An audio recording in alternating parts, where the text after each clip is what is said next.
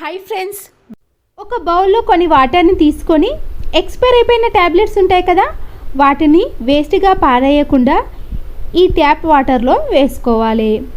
అయితే ఈ tablets కరగడానికి time తీసుకుంటుంది కాబట్టి ఒక 2-3 మినిట్స్ పాటు వాటర్లోనే అలాగే ఉంచాలి.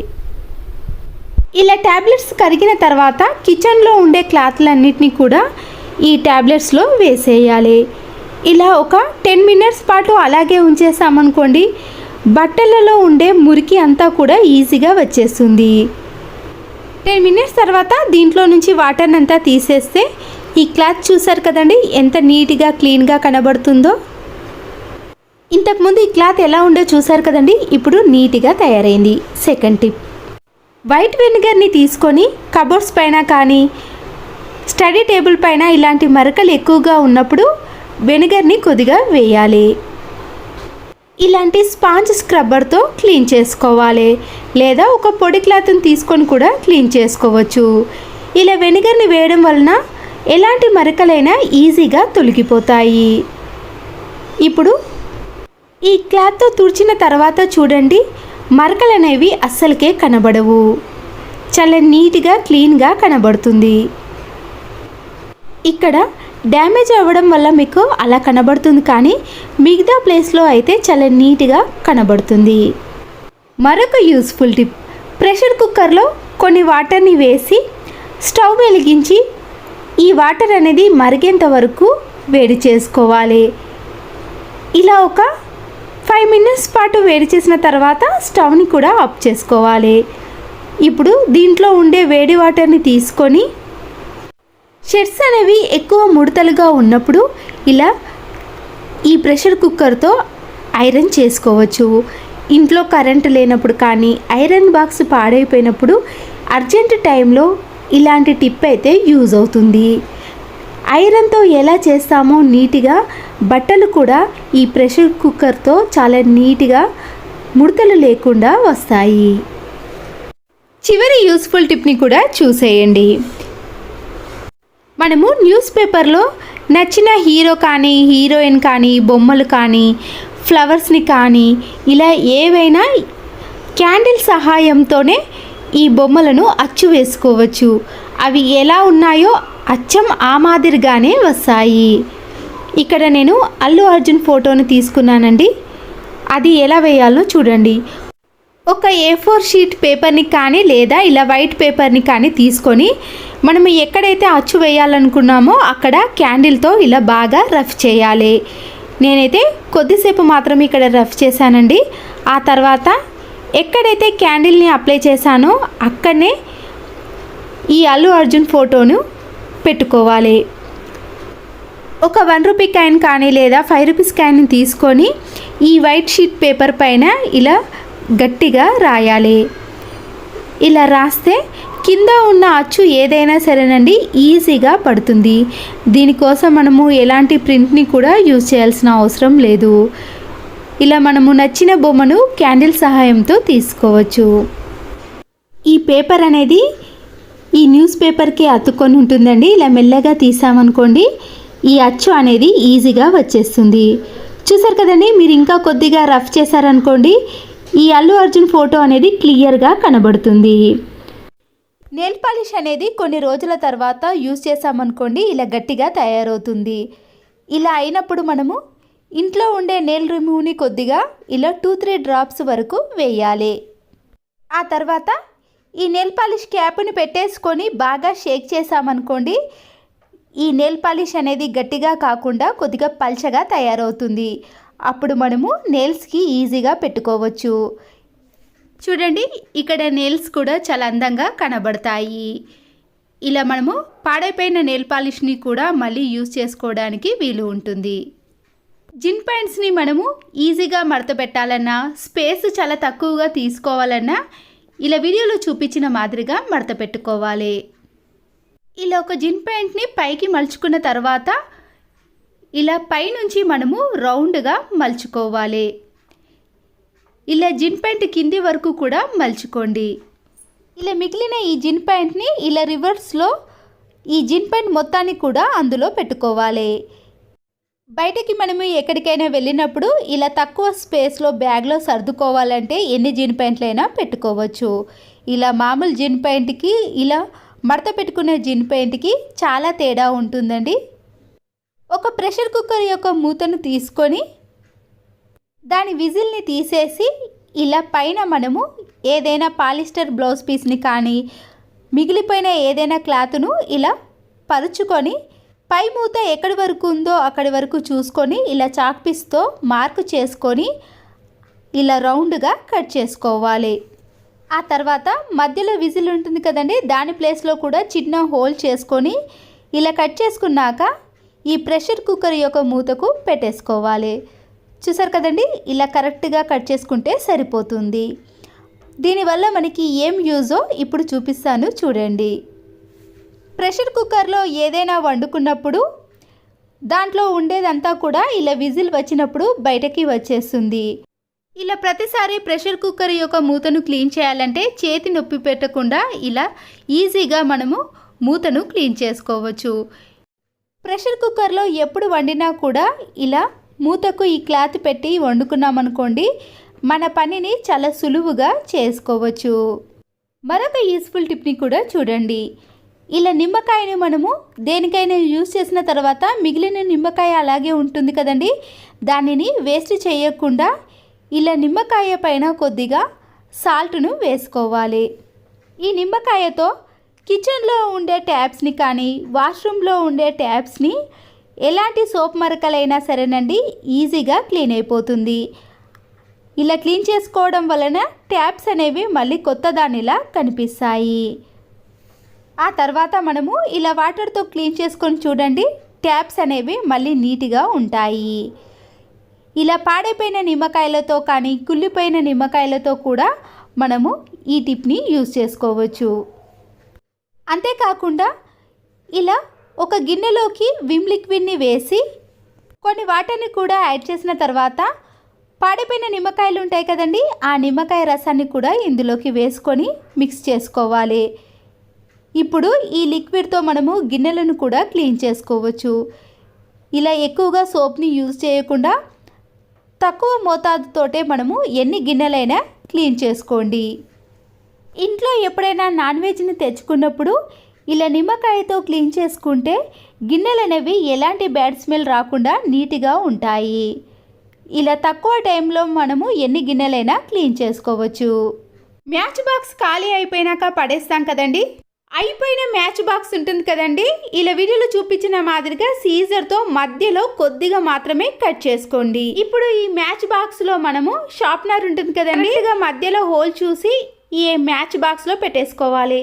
పిల్లలు స్కూల్లో కానీ ఇంట్లో కానీ క్లీన్ చేసిన తర్వాత పెన్సిల్ని ఎరేజర్తో చెక్తారు కదండి, దాని పొట్టంతా కూడా ఇంట్లో పడి నీట్గా అనిపించదు.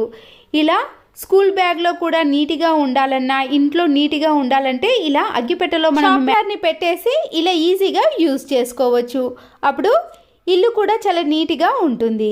వేస్ట్గా ఉన్న షాపింగ్ మాల్ బ్యాగ్స్ ఉంటాయి కదండి, ఇక్కడ హ్యాండిల్ తెగిపోయిందండి, దాన్ని నేను స్టిచ్చింగ్ వేసేసి యూజ్ చేసుకుంటున్నాను. మీరు చినిగిపోయిన వాటిని ఎలాంటి వాటినైనా యూజ్ చేయొచ్చండి. ఒక పెన్ను తీసుకొని షాపింగ్ మాల్ మధ్యలో ఇలా డబ్బా షేప్లో లైన్ గీసుకున్న తర్వాత ఆ మాదిరిగానే మనము సమానంగా కట్ చేసుకోవాలి. ఇలా కట్ చేసుకున్న బ్యాగ్ని మనము ఏదైనా మేకు కానీ హ్యాండిల్కి వేసుకొని ఆఫీస్కి కానీ స్కూల్కి వెళ్ళే పిల్లలకి లంచ్ బాక్స్లో మనము వాటర్ బాటిల్ని పెడతాం కదండి, అలా వాటర్ బాటిల్ అన్నిటినీ కూడా మనము ఇలా కట్ చేసుకున్న షాపింగ్ మాల్ బ్యాగ్లో పెట్టేసామనుకోండి, ఎన్నైనా పెట్టుకోవచ్చండి. ప్రతిరోజు హడావిడి పడకుండా ఇలా నీట్గా మనము బ్యాగ్లో నుంచి బాటిల్స్ని తీసుకొని లంచ్ బాక్స్లో పెట్టేసుకోవచ్చు. చూడ్డానికి కూడా చాలా నీట్గా కనబడుతుందండి. ఇలా బ్యాగ్లో మనము ఎన్నైనా వాటర్ బాటిల్ని పెట్టేసుకోవచ్చు. తీసుకోవడం కూడా చాలా సులువుగా ఉంటుంది. పెద్ద ఏజ్ వాళ్ళు కానీ చూపు మందగించిన వాళ్ళు నీడిల్లో దారాన్ని ఎక్కించాలంటే ఇబ్బంది పడుతూ ఉంటారు కదండి. ఇలా చీపురు కట్టలో సన్న పుల్లను మనము తీసుకొని ఏదైనా ఇలాంటి ప్లాస్టిక్ బాక్స్కి మనము ఈ పుల్లను ఇలా ప్లాస్టర్తో అతికించేసేయండి. ఎప్పటికీ మనకి ఇలాగే ఉంటుంది కాబట్టి నీడిల్లో దారాన్ని ఎక్కించేటప్పుడు చాలా సులువుగా ఉంటుంది. ఎవరి సహాయం కూడా తీసుకోవాల్సిన పని కూడా ఉండదు. ముందుగా మనము ఈ పుల్లలోకి ముందుగా నీడిల్ని ఎక్కించిన తర్వాత ఈ గ్యాప్లో మనము దారాన్ని ఈజీగా ఎక్కించవచ్చండి. గ్యాప్ ఎక్కువగా ఉండటం వల్ల ఎవరైనా నీడిల్లో దారం ఎక్కించడం చాలా సులువుగా ఉంటుంది. మనము ఇలా ప్లాస్టిక్ బాక్స్ని తీసుకోవడం వల్ల కూడా నీడిల్ అనేది దాంట్లో పెట్టేసుకొని ఇలా దారాన్ని ఎక్కించుకున్నాం అనుకోండి, ఈజీగా నీడిల్లోకి దారం అనేది వచ్చేస్తుంది. దారప్రియుల బాక్స్ ఉంటుంది కదండి, డైరెక్ట్గా దానికి పెట్టేసామనుకోండి, నీడిల్లో దారాన్ని ఎక్కించేటప్పుడు ఇలా వెతకాల్సిన పని లేకుండా ఈ బాక్స్లో నుంచి మనము నీడిల్ని ఎక్కించవచ్చు. సాక్సులన్నిటిని కూడా నీట్గా మడత పెట్టుకోవాలంటే ఇలా వీడియోలో చూపించిన మాదిరిగా పైనుంచి ఇలా లోపలికి అనేసామనుకోండి, కింది భాగాన వచ్చేసరికి ఇలా నీట్గా కనబడుతుంది. ఇలా సాక్సులన్నిటినీ కూడా మనము ఒకే దగ్గర పెట్టేసుకున్నాం అనుకోండి, స్పేస్ కూడా చాలా తక్కువగా తీసుకుంటుంది, చూడడానికి కూడా చాలా నీట్గా కనబడుతుంది. ఇంట్లో ఇలాంటి చిన్న చిన్న డిస్కో రబ్బర్లు ఉంటాయి కదండి, ఎక్కడ పడేసినా కూడా వెతకాల్సిన పని కూడా ఉంటుంది. ఇలా టైం సేవ్ కావాలంటే కార్డ్బోర్డ్ రోల్కి ఈ రబ్బర్లన్నిటినీ కూడా మనము పెట్టేసి ఎప్పుడు కావాలంటే అప్పుడు యూజ్ చేసుకోవడానికి బాగుంటుంది. ఇలాంటివి చిన్న చిన్న కార్డ్బోర్డ్స్ వస్తుంటాయి కదండి, ఆన్లైన్లో బుక్ చేసినప్పుడు కానీ మనము ఏదైనా కొన్నప్పుడు వాటిని ఇలా మనము నీట్గా పెట్టుకోవాలి అంటే సోప్ బాక్స్లను కానీ ఇలా కోల్గేట్ పేస్ట్లు అన్నిటిని కూడా పెట్టేసి మనము కబోర్డ్లో కానీ బయట పెట్టుకున్నా కూడా చాలా నీట్గా కనబడుతుంది. ఐస్ ప్యాక్ ఉంటుంది కదండి, మనము డీప్ ఫ్రిడ్జ్లో పెట్టిన తర్వాత కొన్ని రోజులకు ఇలా ఐస్ అంతా కూడా కడుతుంది. ఇలా గట్టిగా ఉన్నప్పుడు మనము మన ఇంట్లో షార్ప్నెస్ అనేవి తగ్గిన వాటిని అన్నిటినీ కూడా ఇలా నైఫ్ని కానీ సీజర్స్ని కానీ మనము పీలర్ని అయినా సరేనండి, ఇలా ఐస్ కట్టినప్పుడు ఐస్ ప్యాక్తో మనం గట్టిగా ఇలా షార్ప్నెస్లోకి తెచ్చుకున్నాం అనుకోండి, మళ్ళీ ఎప్పటి మాదిరిగా పనిచేస్తుంది. ఇలా 1 నిమిషం పాటు అన్న తర్వాత వీటిని కట్ చేసి చూపిస్తాను చూడండి, ఎంత నీట్గా ఎంత మందంగా ఉన్న వాటినైనా ఈజీగా కట్ అయిపోతాయి. ఇలా చేసిన తర్వాత షార్ప్నెస్ అనేది త్వరగా తగ్గిపోదండి, చాలా రోజుల పాటు ఉంటుంది. బెడ్ పైన బెడ్షీట్ని మనము ఇలా వేసిన తర్వాత పిల్లలు కానీ మనం కానీ కూర్చున్న తర్వాత ఇలా ముడతలు వచ్చేస్తుందండి. నీట్గా పరుచుకోవాలి అంటే మన ఇంట్లో ఉండే అట్లకాడను తీసుకొని ఇలా అట్లకాడతో మనము బెడ్షీట్ని ఇలా పరుపు లోపలికి అనేసామనుకోండి, బెడ్షీట్ అనేది జరగకుండా ఉంటుంది, నీట్గా కనబడుతుంది. బెడ్ పైన పిల్లలు కూర్చున్నా కానీ దూకినా కూడా బెడ్షీట్ అనేది బెడ్ పై నుండి జరగకుండా ఇలా నీట్గా కనబడుతుంది. మరొక యూస్ఫుల్ టిప్, కుక్కర్లో మనము శనగలు కానీ బెబ్బర్లు మొక్కజొన్న పొత్తులు వాటర్ని వేసి ఉడికించుకుంటాం కదండి, విజిల్ అంతా వెళ్ళిపోయిన తర్వాత మనము ఈ వాటర్లంతా కూడా తీసేయాలి కదా, వీటి కోసం మరొక గిన్నెను కూడా యూజ్ చేయాల్సిన పని అయితే ఉంటుంది. ముందుగా మనము ఈ ప్రెషర్ కుక్కర్లో నుంచి ఈ గ్యాస్ కట్ని తీసేసి మళ్ళీ ఈ ప్రెషర్ కుక్కర్ మూతను ఇలాగే పెట్టేసిన తర్వాత ఈ ప్రెషర్ కుక్కర్లో ఉన్న వాటర్ అంతా కూడా ఈజీగా వంపేయచ్చు. దీనివల్ల మరొక గిన్నెను యూజ్ చేయకుండా ఉంటుంది, వాటర్ కూడా పూర్తిగా దీంట్లో నుంచి బయటకి వస్తుంది కాబట్టి ఏవి నానబెట్టుకున్నా కూడా దాంట్లో ఒక్క చుక్క కూడా వాటర్ అనేది మిగలదు. ఇలా ప్రెషర్ కుక్కర్లో మీరు ఏది వేసి ఉడికించుకున్నా సరేనండి, ఈ టిప్ అయితే మీ అందరికీ చాలా బాగా యూజ్ అవుతుందని నేను అనుకుంటున్నాను. చూసారు కదండి, ఇలా ప్రెషర్ కుక్కర్లో మీకు ఒక్క చుక్క కూడా వాటర్ అనేది కనిపించదు. ఇలా ఎన్ని వాటర్ ఉంటే అన్ని వాటర్ అనేది పూర్తిగా మనము గ్యాస్ కట్ని తీసేసామనుకోండి, ఇలా ఖాళీ అవుతుంది. నిమ్మకాయ తొక్క పడేస్తూ ఉంటాం కదండి, ఆ తొక్కను తీసుకొని దానిపై కొద్దిగా విమ్ లిక్విడ్ని వేయండి. కిచెన్లో ఉండే సింకునంతా కూడా క్లీన్ చేసుకోవాలి. ముందుగా ఈ సింకును చూసారు కదండి, క్లీన్ చేసుకున్న తర్వాత మీకే అర్థమవుతుంది ఎంత నీట్గా ఏర్పడుతుందో. సింకులో ఆయిల్ మరకలు కానీ లేదా ఇంకేవైనా తెల్లగా ఉన్న మరకలు ఉన్నా సరేనండి, ఎలాంటివి వాడకుండా ఇలా నిమ్మ తొక్క పైన కొద్దిగా విమ్ లిక్విడ్ని వేస్తే సరిపోతుంది. ఈ నిమ్మ తొక్కతో క్లీనింగ్ మాత్రం పగలు కాకుండా నైట్లో మనము గిన్నెలన్నీ క్లీన్ చేసిన తర్వాత ఈ టిప్ని ఫాలో అవ్వండి. ఎందుకంటే మనము తర్వాత ఎలాంటి గిన్నెలను కూడా ఈ సింకులో వేయం కదండి, అప్పుడే మనకి రిజల్ట్ అనేది పూర్తిగా కనబడుతుంది.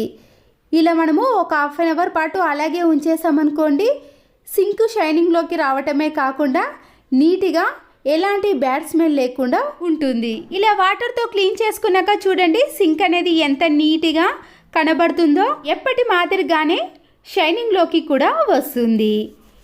ఇలా క్లీన్ చేసుకున్న తర్వాత కాటన్ ఉంటుంది కదండి, కొద్దిగా దూదిని తీసుకొని దానిపై మనము హ్యాండ్ వాష్ లిక్విడ్ని వేసుకోవాలి. ఇలా పూర్తిగా దూదిని తడిపేసిన తర్వాత మనము ఈ కిచెన్ సింక్లో ఉండే హోల్లో పెట్టేసామనుకోండి, లోపటి నుంచి బొద్దింకలు కానీ ఎలాంటి బ్యాడ్ స్మెల్ లేకుండా ఇలా రాత్రంతా నీట్గా ఉంటుంది కాబట్టి బ్యాక్టీరియా కానీ ఎలాంటి పురుగులు కూడా దరి చేరవు. మార్నింగ్లో మనం తర్వాత ఆ కాటన్ని తీసేసామనుకోండి, ఇలా సింక్ కూడా నైట్ అంతా కూడా బొద్దింకల బెడద ఉండకుండా నీట్గా కనబడుతుంది. ప్రతిరోజు గడపను క్లీన్ చేసేటప్పుడు ఏదైనా క్లాత్ను కానీ డైరెక్ట్గా వాటర్ వేసామనుకోండి, గడప అనేది త్వరగా పాడవుతుంది కదా. ఇలా డస్టర్లో కొన్ని వాటర్ని తీసుకొని గడపని క్లీన్ చేసుకున్నామనుకోండి, గడప త్వరగా పాడవకుండా ఉంటుంది. మన పని కూడా చాలా సులువుగా అవుతుందండి. అదే డస్టర్ని మళ్ళీ మనం వాటర్తో క్లీన్ చేసి దేవుని గదిని కూడా ఇలా నీట్గా తుడుచుకోవచ్చు. మళ్ళీ మాప్తో క్లీన్ చేసామనుకోండి, చాలా టైం అనేది తీసుకుంటుంది. కాబట్టి డస్టర్ని ఈజీగా ఇలా వాటర్లో తడిపేసి క్లీన్ చేసుకున్నాక మళ్ళీ దీన్ని ఇలా వాటర్తో తడిపేసుకొని దాంట్లో నుంచి మురికినంతా కూడా తీసేసి ఇలా నీట్గా క్లీన్గా చేసుకోవచ్చు. ఒక ప్లేట్ని తీసుకొని ఇలా కొబ్బరి గీరే దానితో మనము సోప్ని సన్నగా ఇలా తురుముకోవాలి. నేనైతే ఇక్కడ హాఫ్ వరకు సోప్ని తురుముకుంటున్నానండి. లేకపోతే ఈ సబ్బును మీరు చిన్న చిన్న పీసెస్గా కూడా కట్ చేసుకోవచ్చు. ఇలా తురుముకున్నాం అనుకోండి, మన పని అనేది చాలా ఈజీగా అయిపోతుంది. కాబట్టి ఇలా సన్నగా తురుముకోవాలి. చూసారు కదండి కొబ్బరి పొడి మాదిరిగా ఏ విధంగా ఉందో. ఇప్పుడు మనము ఈ సోప్ని స్టవ్ ఆన్ చేసి ఇలా మందపాటి గిన్నెను పెట్టుకొని తురుముకున్న సోప్ని ఇందులో వేసుకోవాలి. 20 రూపీస్ థమ్స్అప్ ఉంటుంది కదండి, దాంట్లో నుంచి నేను హాఫ్ బాటిల్ మాత్రమే ఈ సోప్లో వేసుకోవాలి. ఇలా కొంచెం థమ్స్అప్ వేసుకున్న తర్వాత ఒక స్పూన్తో వీటిని బాగా మిక్స్ చేసుకోవాలి. ఒక 4-5 మినిట్స్ పాటు పడుతుందండి. హై ఫ్లేమ్లో పెట్టుకోకుండా ఇలా మీడియం ఫ్లేమ్లోనే పెట్టి ఒక స్పూన్తో బాగా కలుపుకోవాలి. కొద్దిసేపటి తర్వాత ఇలా గట్టి పడుతుందండి. చూసారు కదండి, ఇలా గట్టిగా అయిన తర్వాతనే మనము స్టవ్ని కూడా ఆఫ్ చేసుకోవాలి.